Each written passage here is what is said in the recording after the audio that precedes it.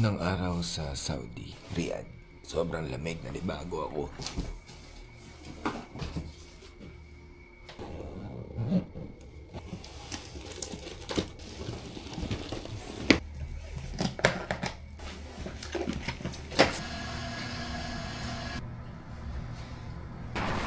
So ayan mga guys, sama ko si Sir Jerome, lalabas lang kami, bibili kami ng tubig.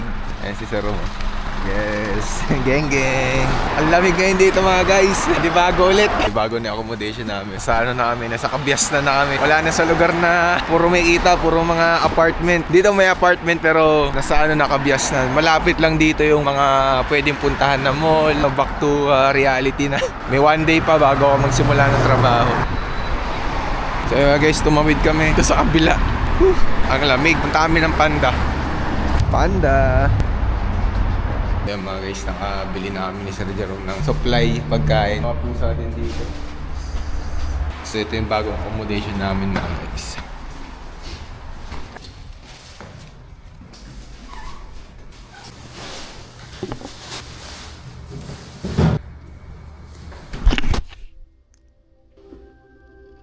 Oh nga na, talak na English.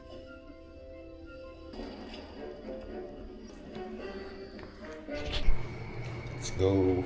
Magluluto tayo ng noodles. Kainin muna natin. Labay, pinarinig mo ako?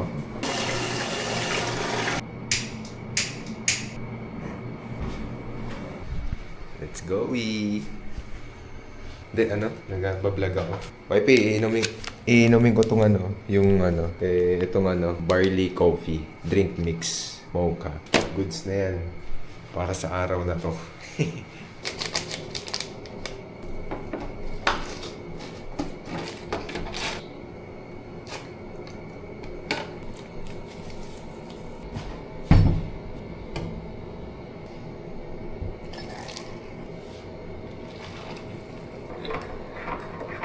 Magkakape lang muna tayo. Sarap. Piliin nyo yung magiging asawa nyo na maasikaso. Dahil itong kape na to, bigay ito ni Mrs. Kasi inasikaso niya yung bagahe ko bago bumalik. Siyempre pag maasikaso, maalaga, ayun yung piliin ninyo. Talagang wala kang masasabi. Medyo homesick tsaka namimiss ng sobra. Na agad si Mrs. Divine. So yun, pero laban lang tayo. Kaya kayo dyan mga OFW na katulad ko na may iniwan sa Pilipinas, asawa, anak, pamilya. Laban lang tayo para sa mga pangarap natin kasi ginagawa lang din naman natin to para sa kanila, sa atin, para mag-grow tayo sa pamumuhay na kinagisnan natin noon. Ganon kasi kami ni Mrs. Divine. Nagtatrabaho pa ako, kami dalawa, na pinagkakasya namin yung ano namin, sahod namin. Kulang pa, minsan nangihiram pa kami kay Mama Ditas pag kinukulang sa pamasahe. Ayun, so ayun, ngayon medyo nakakaluwag-luwag ng konti, kaya ayun, thankful kasi tinrabaho. Kaya kung ikaw nagbabalak mag-abroad, yan, dapat buo yung ano mo, loob mo. 100 times mong iisipin yan kasi sobrang hirap. Unang-una, homesick. Siyempre may iiwan ka sa Pilipinas kung may anak ka or partner, pamilya. Isa sa mabigat sa pakiramdam, lalo na pagka nasa airport na. So yan mga guys, kakain na tayo. Ayan. So yan, dito lang yung pwesto ko.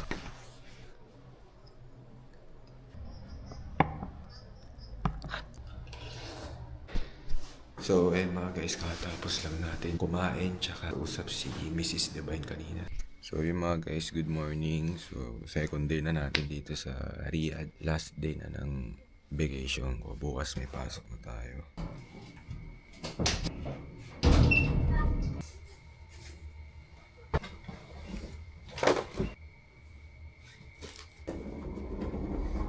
Tapos na din tayo sa wakas. Message ako pagka nandito na ako sa accommodation, ha? Yeah, bye-bye. Love you more. Sa labas tayo, bibili tayo ng tubig kasi walang tubig ngayon sa accommodation. Let's go,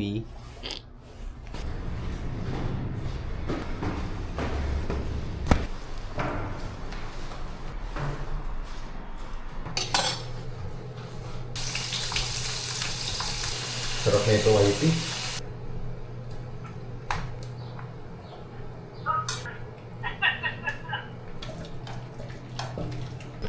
So yun mga guys, luto na yung Delimundo with patatas at carrots. naman yun. Sarap na ito. Gulay. Yan yung kakainin natin. Siguro mga 3 days. Kanin siguro mga 2 araw lang to. Tapos yung bigas, hindi ko na alam kung aabot yan 3 araw. Masarap kasi ito eh. Pinakapak ko na nga eh. Rice na lang. Kain na tayo. Lunch, tas mamaya pag-uwi naman ni Mrs. Divine, mga alas 6, 7, Manila time zone. Sasabayan naman natin siya kumain. So tara, let's eat! Kain mga guys.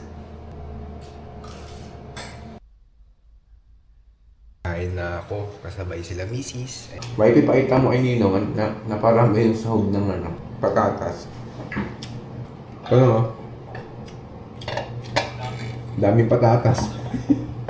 Kali! Hello! Nakasimangot ah. Galit na naman ah. Yena! Miss ka ni Papa agad. Saan si Yoshi? Yung lagi nagtumatabi sa akin eh. Yoshi, abang-abang ano naman sa labas ha? Abang-abang ano naman ha?